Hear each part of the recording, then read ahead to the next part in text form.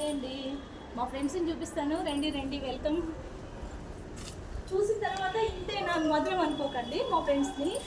ఇదిగోండి, ఇది నా బంగారు తల్లి అనమాట.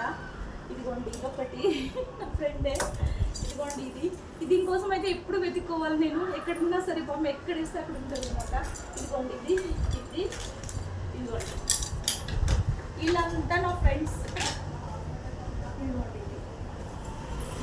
నాతో 30 years నుంచి నాకు జర్నీ చేస్తున్న ఫ్రెండ్ అనమాట. ఇది కష్టం వచ్చినా సుఖం వచ్చినా నేను దీంతోనే షేర్ చేసుకుంటాను.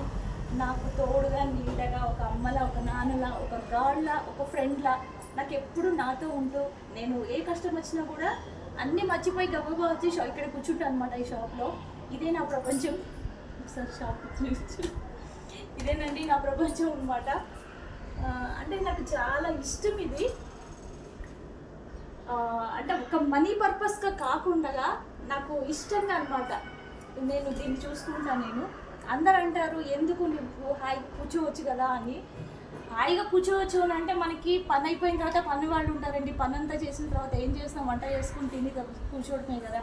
అక్కడ ఇక్కడ గాసిప్స్ మాట్లాడుకొని వాళ్ళ గురించి వీళ్ళ గురించి మనం చెప్పకపోయినా మనం వింటే కూడా మన మీదకే వస్తాయి. అదేదో మన పని మనం చేసుకున్నాం అనుకోండి, బాగుంటుంది కదా. అదే నాకు ఇష్టం అన్నమాట. ఇదే నా ప్రపంచం. మీకు అందరూ చెప్పాలి, చూపించాలనుకున్నా, మీతో షేర్ చేసుకోవాలనుకున్నాను. Thank you.